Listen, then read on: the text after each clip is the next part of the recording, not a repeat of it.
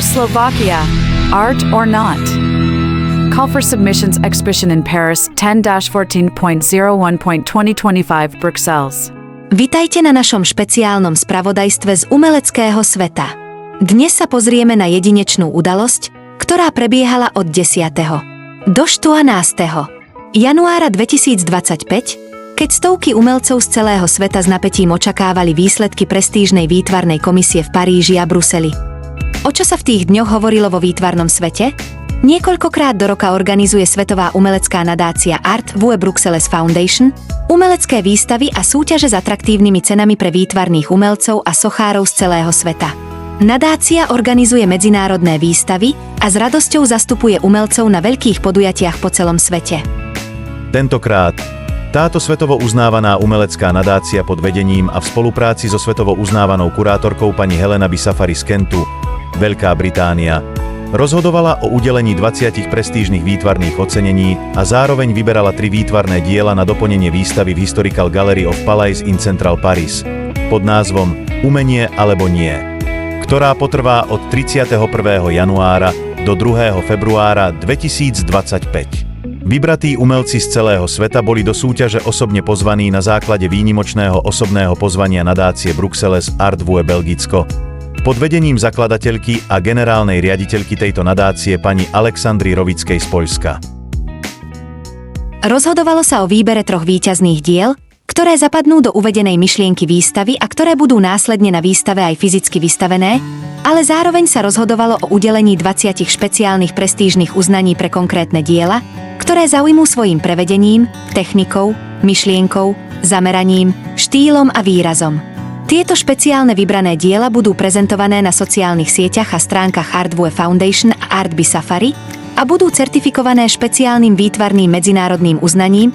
Zároveň organizátori vybratým umelcom mali udeliť medzinárodné certifikáty o účasti. Všetci vieme, že žijeme v dobe, kedy v búrlivom svete súčasného umenia sa často objavujú aj nové talenty, ktoré nás dokážu prekvapiť svojou originalitou a výnimočnosťou. Jedným z takýchto umelcov je aj slovenský výtvarník, producent a spisovateľ pán Dušan Kokoška, ktorého diela nedávno zaznamenali ďalší obrovský úspech na tejto prestížnej medzinárodnej súťaži. Jeho jedinečná technika a hlboká emocionálna výpoveď očarili porotu a priniesli mu zaslúžené špeciálne uznanie. Dušan Kokoška, slovenský umelec s neobyčajným citom pre farbu a kompozíciu, od roku 2021 zaujíma významné miesto na medzinárodnej výtvarnej scéne. Jeho diela, charakteristické hravou kombináciou farieb a netradičnými technikami, už oslovili veľa divákov a odborníkov hlavne v zahraničí. Pán Kokoška je známy najmä svojou technikou pouring art, pri ktorej necháva farby voľne stekať po plátne, čím vznikajú jedinečné a organické kompozície. Táto technika mu umožňuje vyjadriť svoje emócie a vnútorný svet s absolútnou spontánnosťou a slobodou. Jeho diela, plné emócií a originality, si získali už uznania najnáročnejších kritikov výtvarného umenia vo svete. Spomenieme tu len niektorých. Napríklad Anslaudí Koric, výkonná riaditeľka Galérie Templon, Paríž Bruxelles, Olivier Donat, generálny správca Muzeum, Múzeum európskych a stredomorských civilizácií v Marseille vo Francúzsku. Paris Musees je inštitúcia, ktorá dohliada na 14 múzeí v meste Paríž, vrátane Musée d'Art Moderne de la Ville de Paris, Musée Carnavalet, ako aj Petit Palais. Isabelle de Maison Rouge, historik umenia, umelecký kritik, kurátor na voľnej nohe, Christophe Duvivier, odborník na rôzne umelecké smery od impresionizmu po súčasné umenie, historik umenia, nezávislý kurátor a čestný kurátor múzeí v Pontoise, Francúzsko, ktorý dohliadal na viac ako 100 výstav vo Francúzsku ako aj vo svete, napríklad v Japonsku, Taliansku, Nemecku, Poľsku či Švajčiarsku. Adriano Piccinatti di Torcelli, riaditeľ oddelenia umenia a financií, Deloitte Consulting, Aleksandra Rovická, výkonná riaditeľka a zakladateľka BAV Bruxelles a mnoho ďalších. Na prestížnu súťaž v Paríži a Bruseli nominoval pán Dušan Kokoška 3 diela, ktoré v sebe nesú jeho typický rukopis. Každé z nich je jedinečné a odráža iný aspekt jeho tvorby. Dielo Kvety pre Harryho sú kvety pre teba je obraz plný nežnosti a symbolizuje lásku a priateľstvo. Síte farby a organické tvary vytvárajú na plátne doslova kaleidoskop emócií. Druhým nominovaným dielom bol obraz Apokalypso, fikcia alebo nevyhnutná realita, ktorý odhaľuje umelcovú fascináciu temnými stránkami ľudskej duše. Silné kontrasty a dramatická kompozícia tu vytvárajú atmosféru napätia a neistoty. Tretím nominovaným dielom bol obraz Niektoré tváre pocitov ľudstva, ktoré predstavuje sériu abstraktných portrétov vyjadrujúcich širokú škálu ľudských emócií v podobe artefaktov umelcových diel. Napätie stúpalo s každým dňom. Stovky umelcov z celého sveta netrpezlivo očakávali výsledky tejto prestížnej súťaže. A potom prišiel ten očakávaný moment. Porota, zložená z uznávaných odborníkov na výtvarné umenie, vybrala tých najlepších. Medzi ocenenými dielami sa objavili aj všetky 3 práce pána Dušana Kokošku. Avšak najväčším prekvapením bolo udelenie špeciálneho uznania jeho dielu Kvety pre Harryho sú kvety pre teba. Toto ocenenie potvrdilo výnimočnosť jeho tvorby a získalo mu ďalšie veľké uznanie na medzinárodnej scéne. Jeho diela boli označené za revolučné, inšpiratívne. Mnohí kritici vyzdvihli jeho unikátnu techniku pouring artu a schopnosť vyjadriť ňou hlboké emócie. Pre uvedené dielo je to už 5. medzinárodné ocenenie po získaní hlavnej európskej ceny na European Art Awards 2021 v kategórii pouring art, prezentácie v 2 uznávaných svetových publikáciách, Volumes of Darkness 2021 výber 100 súčasných umelcov sveta a Power of Colors 2022 výber 100 súčasných umelcov sveta. Zároveň toto dielo bolo súčasťou ocenenej zbierky umelcových diel svetovým medzinárodným certifikátom za umeleckú tvorbu Múzeum Pinakotkvy, Luxembourg Art Prize 2021, Luxembursko. Toto ocenenie otvorilo Dušanovi Kokoškovi ešte viac dvere na medzinárodnú scénu a prinieslo mu ďalšie nové možnosti spolupráce s galériami a zberateľmi. Je nesporné, že jeho meno sa tak dostáva do ešte širšieho povedomia širokej verejnosti a umiestnilo ho medzi najvýznamnejších súčasných slovenských umelcov v zahraničí. Aké boli reakcie po vyhlásení výsledkov? Hebku radosti a pocitov asi najlepšie vystihuje vyjadrenie zakladateľky a riaditeľky renomovaného európskeho výtvarného vydavateľstva a medzinárodnej výtvarnej nadácie Bruxelles Artwue Foundation, Belgicko, Alexandry Rovickej Belgicko, v liste, ktorý adresovala Dušanovi Kokoškovi e-mailom. Ako aj verejne cestou prestížnych stránok na sociálnych sieťach Bruxelles Artwue. Dobrý deň! S radosťou vám oznamujeme, že vaše umelecké dielo získalo v našej nedávnej otvorenej výzve na výstavu v Paríži ocenenie zvláštne uznanie. Vaša kreativita skutočne vynikla a sme veľmi húdi, že môžeme rozpoznať váš talent. V prílohe nájdete svoj certifikát špeciálneho uznania. Okrem toho bude vaša práca dlhodobo publikovaná na našich sociálnych médiách. Zverejnenie prebehne v čase od dnes do zajtra. Nezabudnite preto na jej verejné zverejnenie dávať pozor. Vaša práca je neuveriteľná a radi by sme zostali v kontakte. Nenechajte si ujsť našu novú otvorenú výzvu na výstavu v Dubaji. Je to skvelá príležitosť predviesť svoj talent na globálnej scéne. Ešte raz blahoželáme a ďakujeme, že ste sa s nami podelili o svoje umenie. S pozdravom Alexandra Bruxelles Artwue.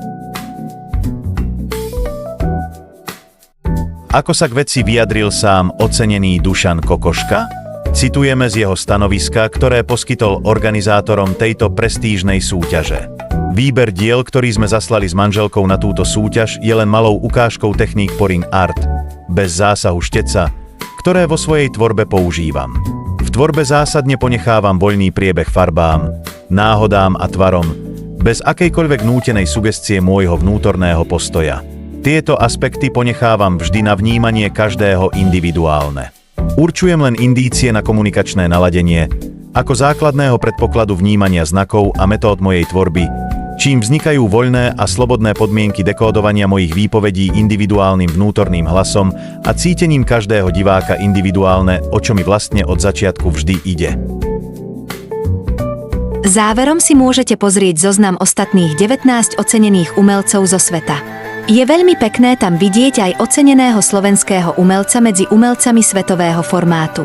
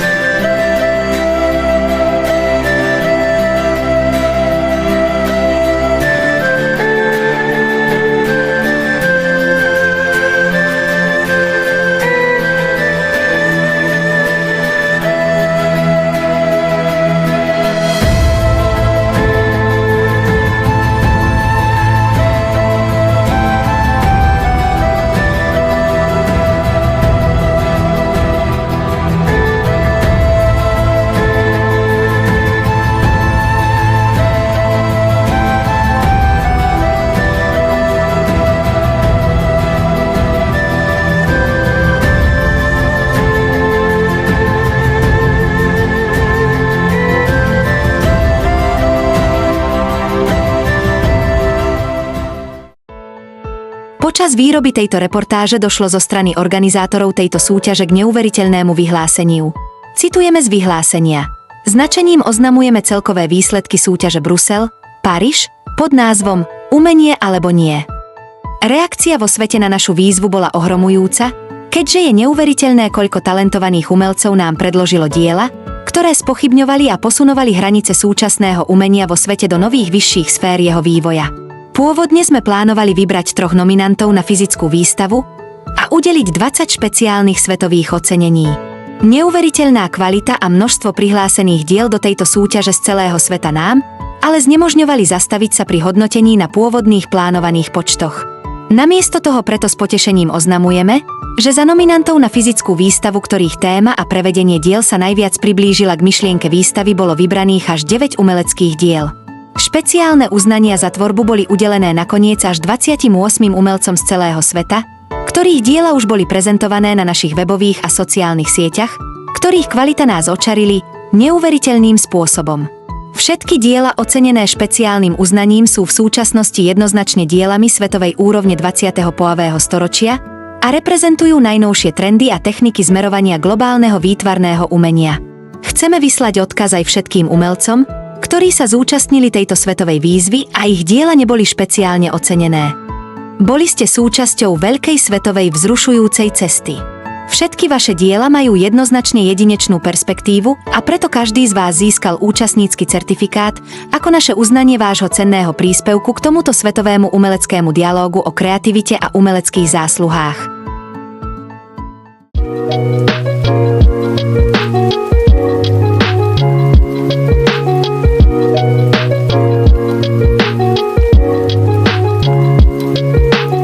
Táto súťaž by ale nebola možná bez odbornosti, obetavosti a vízie Heleny Safari, kurátorky, organizátorky výstavy v Paríži a riaditeľky výberovej komisie.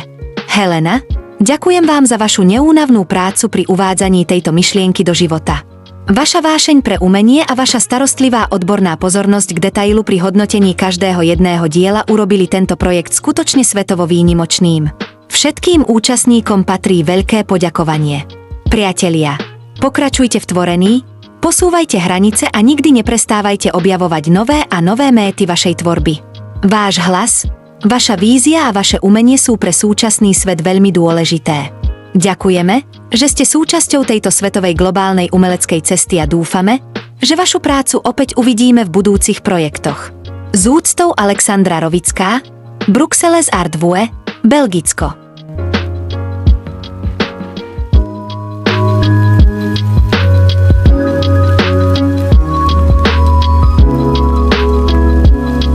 My dodávame, že v tomto prúde medzinárodného svetového dialógu výtvarného umenia zaznamenávame na globálnej scéne vzácny slovenský hlas. Slovenská republika, hoci je malým štátom uprostred Európy, je domovom mnohých talentovaných ľudí, ktorí svojou prácou, vášňou a odhodlaním dokážu viesť rozhovor, ktorý presahuje hranice a rezonuje v rôznych odvetviach života, techniky, vedy, kultúry či umenia. Dušan Kokoška je jedným z tých, ktorí tento dialóg vedú na umeleckej úrovni. Jeho tvorba je oslobodená od ťaže predsudkov, strachu a pocitu nedocenenia, ktoré často sprevádzajú umelcov na lokálnych scénach. Namiesto toho sa stáva mostom medzi lokálnym a globálnym, medzi tradíciou a inováciou. Jeho dielo je výzvou k otvorenosti, k prekonaniu obáv a k zapojeniu sa do svetového umeleckého diskurzu. Reprezentuje typ tvorcu, ktorý prekračuje geografické a mentálne hranice, ako oslobodený od ťaže predsudkov, strachu a pocitu periférnosti. Je to priekopník, ktorý svojou tvorbou nielen komunikuje, ale aj búra stereotypné bariéry vnímania súčasného výtvarného umenia.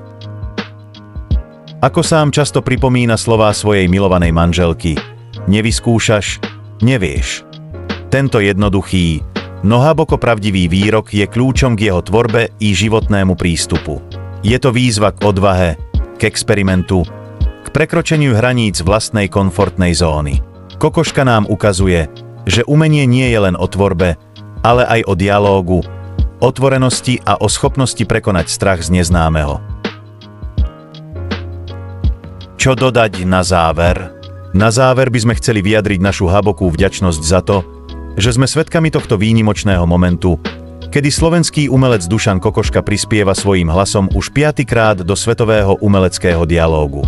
Jeho prítomnosť nám pripomína, že umenie má silu prekonať hranice, spájať ľudí a otvárať nové obzory. V jeho diele sa zôkadlí nielen individuálna skúsenosť, ale aj kolektívna pamäť a túžba po zmysluplnej komunikácii presahujúcej akékoľvek hranice. Nech je jeho tvorba a prístup inšpiráciou pre všetkých, ktorí sa boja vstúpiť do sveta globálnej komunikácie. Ako hovorí, nevyskúšaš, nevieš. A práve v tejto odvahe môže byť skryté to najväčšie bohatstvo a úspech. Dušan Kokoška nám ukázal, že slovenské umenie má svoje miesto na svetovej scéne.